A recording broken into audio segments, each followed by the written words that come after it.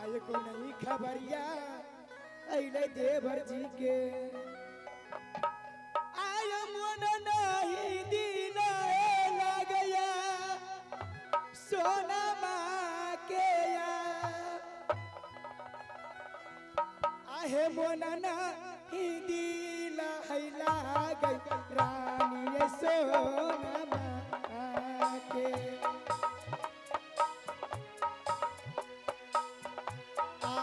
देवर मोरी गई है जंगला है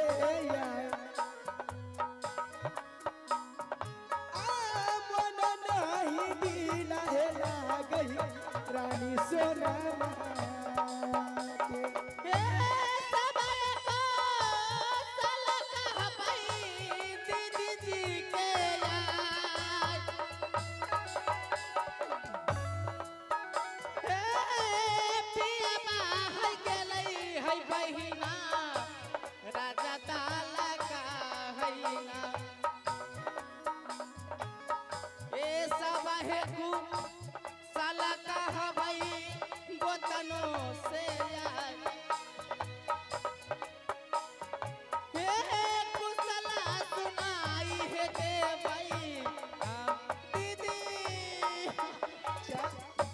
रानी फूला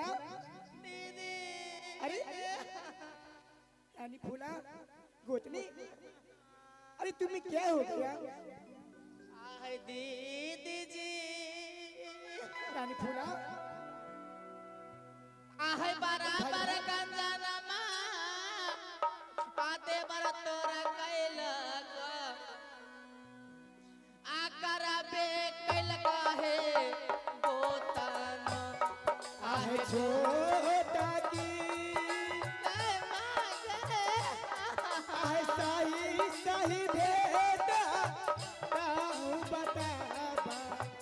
चला दी बताई बे कारा आहे दीदी जी रानी फूला आहे बरा मन मन लगा तोहरो देवरा छोरी के भागल गला का है राजा भागिए के लहे गोतन रानी फूला दीदी जी तुम क्यों रो रही है और तुमको रास्ता ही फंसा कहाँ है और चेहरा उदास में देख रही दीदी जी क्या होगा तुम्हें ये चेहरा को नहीं देखिए आपका देवर जी दलका कर जा रहे हैं दीदी क्या क्या करने के लिए दलका कर जा रहे हैं मेरे देवर जी दीदी एक दिन की बात है अच्छा रोती हुई बिलखती हुई बेटी कंचन मेरे पास आई थी मुझसे सच करवा ली अच्छा और 3 सामान मांग रही चंदन चरखा मरवन बाजा कटक खिलौना मैंने हाँ कह दी तो मैंने अपने देवर आपका देवर जी से गए ये 3 सामान मांगने के लिए तो मुझे बहुत पिटाई किया मेरा स्वामी जी दलकागढ़ जा रहे हैं दीदी जाकर बचा लीजिए जाइए ना दीदी आहे जुनुमा गुजर रही है गोदानी आई मोहब्बा में हैया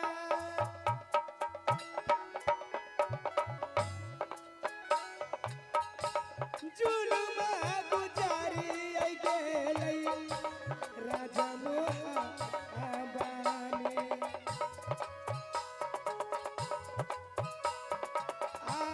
देवर मोरी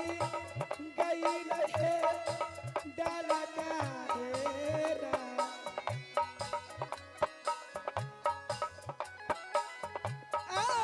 जुलमा गुजारी गेलई राजा मोहब्बा दीदी है सुनले हई फूलबा के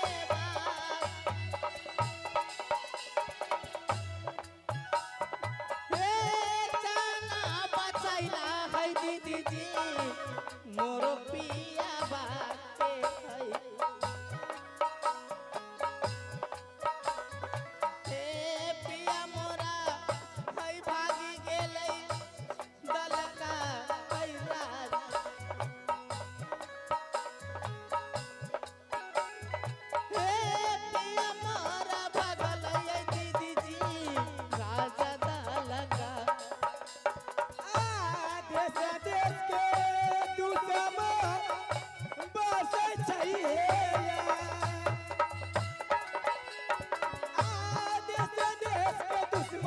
उदास अब दुनिया में आ करतै चढ़ाई मोहबा कोरिया आ करतै चढ़ाई आज मोहबा। दीदी जी जाके बचा लीजिए दीदी जी। रानी फूला तुम ये नहीं जानती थी क्योंकि मेरे देवर जी राजमहल से निकल जाएगा तो देश देश में तो दुश्मन बसता है और देश देश का दुश्मन सोचते रहता है कब रुद्र सिंह राजमहल से निकल जाएगा तो मैं राजमहल पर चढ़ाई करूंगा। रानी फूला अब क्या होगा मेरे देवर जी किला डरका कर गया है ना जाने मेरे देवर जी लौट के आएगा कि नहीं आएगा। नहीं दीदी भगवान के लिए ऐसा बात ना कहिए दीदी जी। पहले जाकर अपना देवर जी को बचा लीजिए दीदी। पहले यही बता इधर सुन राजभवन में मैं मालिक हूँ कि तुम मालिक हो? नहीं दीदी जी मालकिन तो आप है ना। तो मैं मालिक हूँ तुम मेरे देवर जी को हुक्म देने वाली तुम कौन होती है? तुम मेरे देवर जी को कौन भेजी है क्यों भेजी है? लड़का कर राज मैं इतना नहीं समझी थी मैं नादान थी। अगे तरवा के लहारा गए सौतीन मगज पर चढ़ लई आ गई तू सामान सुना ले गई बतिया हमार आ गई चहीना गई दे बर के की लागई दाल काने आ वही लगा जना मा गई तू समाना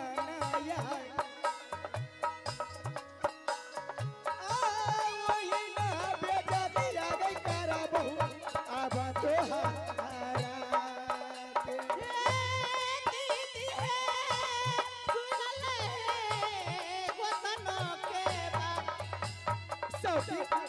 अभी दीदी जी कहे छे हमें ना जानलिए है दीदी जी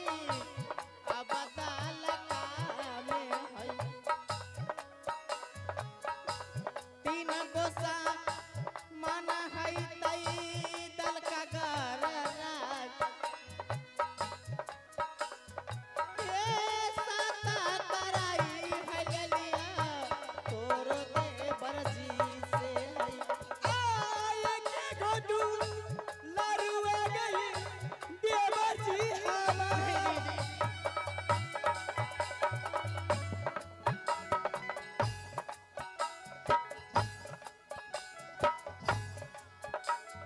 आए के गोदू लरुआ गई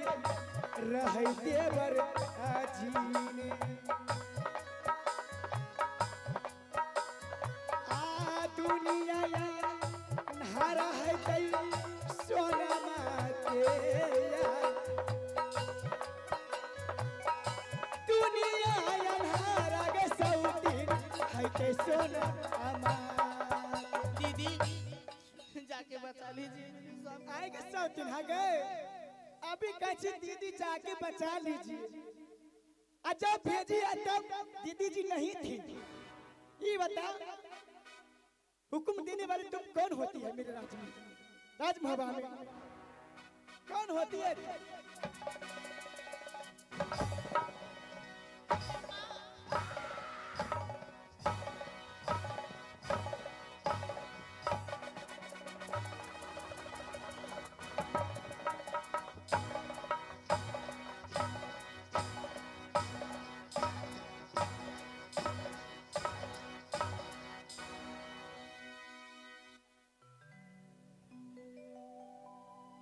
सौतीन कहीं नहीं जना हमर देवर जी के किला दलका कर वैसे तोरा गंजन करबो आगे बराबर बेजती आगे सौतीन करबो तो हरा के आ गई फूलबा आ गई सुना ले आ गई बतिया हमार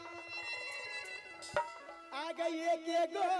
दुलारू आ गई देवर रहा है गई सोना हमार के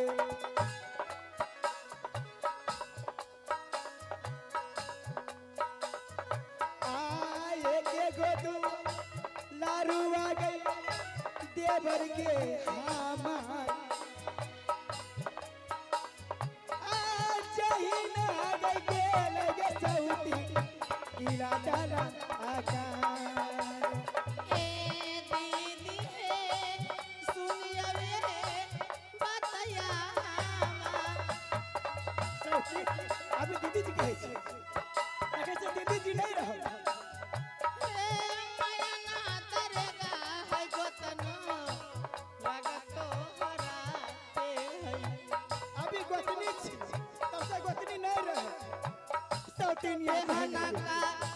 छोरा छहाई दीदी जी हमार बनले कठोरा ये गोतनो अब इधर सुन ठीक है मैं जा रही हूँ अपने देवर के पास अगर घूर जाएगा मेरे देवर जी तो सही है और नहीं घूरेगा तो मैं ऐसा कंजर करूंगी ऐसा बेचत करूंगी दुनिया को लोग देखेंगे जो यहाँ से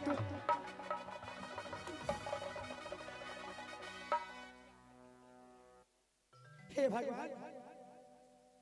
मेरे देवर जी जा रहा है किला दलकागर अगर मैं नहीं घुराऊंगी तो मेरे देवर जी घूर नहीं सकता है मैं जा रही हूँ रास्ते से अपने देवर को घुराने अच्छा लिया भैलई रानी सोना मान आए देवर के घुरई दे दीदी सा आई रास्ता से आ देवर के घुराई के लई तैया या भाई मोहबा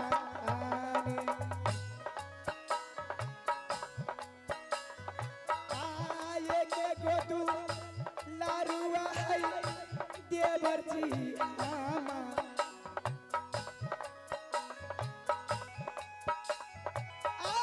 देवर के घुराई के लई बई किला मोहा आबाने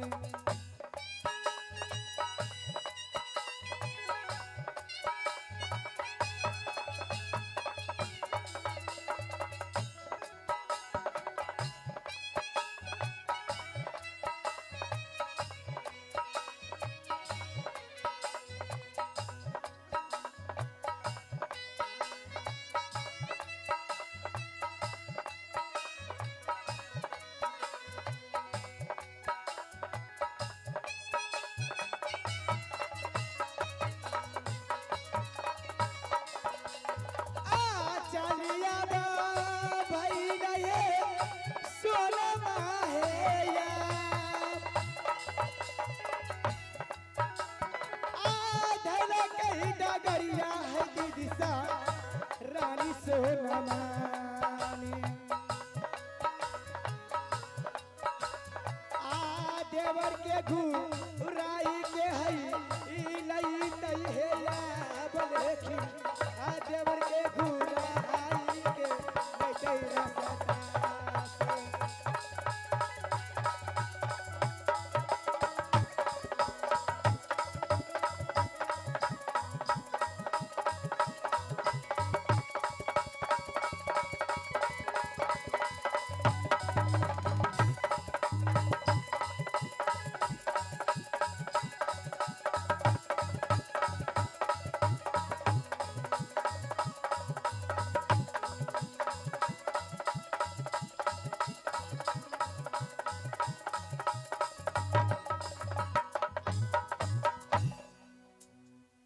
या मां दुर्गा चला ये रुदल सिंह रात किला मोहब्बत से किला दल का गढ़ मां दुर्गा आज महारानी फूला ने सत कराकर सत्यानाश की है, लेकिन मैं भी एक क्षत्रिय कुल का बालक हूं। अगर सत किया है तो सत का पालन जरूर करूंगा। अगर रखी हो ये नजरी आ गई देवी माँ, आ गई नागर मोहबा।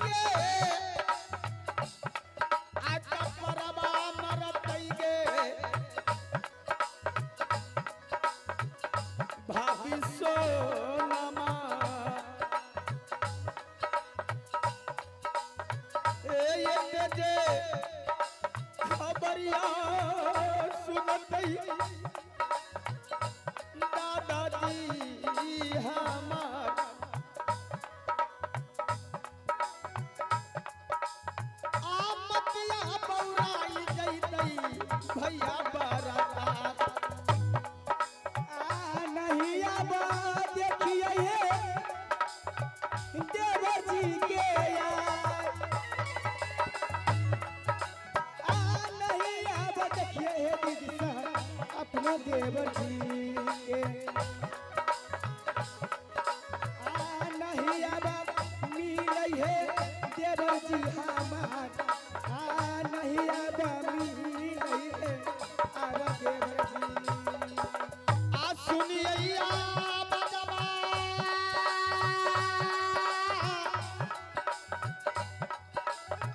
अब भाभी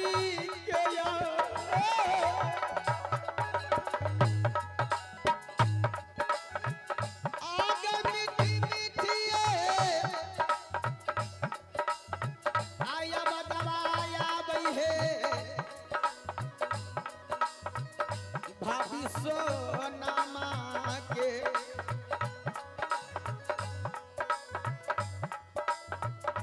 रहिया अब भुला दे गई दुर्गा माँ, अब भाभी जी के यार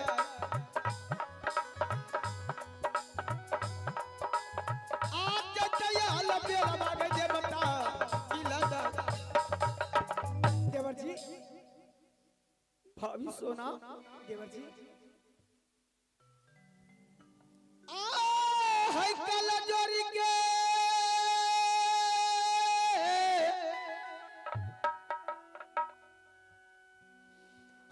मिनतिया भाभी देवर जी क्यों रो रही हैं देवर जी? है तोरो चारना नहीं देवर जी।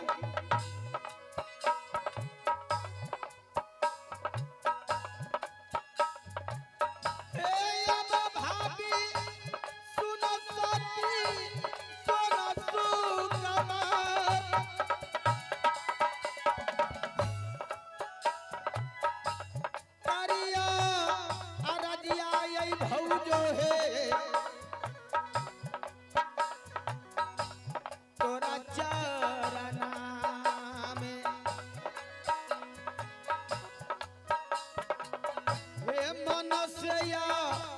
शीशा भाभी की है हमार हे दिहा तो या शीशा भाभी है जब देवरा जुगे जुगे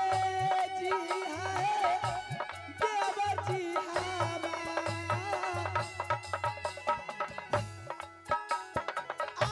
जुगे जुगे जी है देवरा लाखो यही बरिसाने मन से या शीशा है देवर जी हमार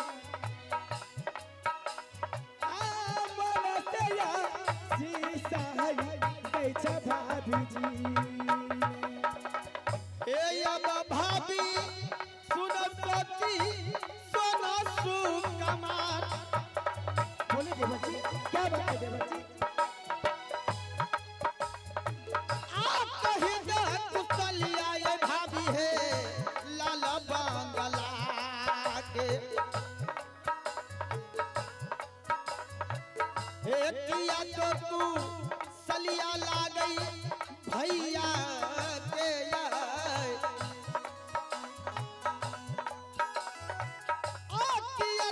कुशलिया हे लागे छे बेटा इंदला भाभी सोना देवर जी सब अच्छा है लेकिन ये बताइए आप कहाँ जा रहे हैं आप पूछ रही हैं कि देवर जी आप कहाँ जा रहे हैं हाँ देवर यही जी बात मैं आपसे पूछना चाहता हूँ कि भला आप मेरा रास्ता रोकने के लिए क्यों चली आई देवर जी क्यों नहीं आऊंगी क्योंकि आप मेरी लाडला देवर हैं क्यों नहीं भाभी छोटा किला एक राज महपा है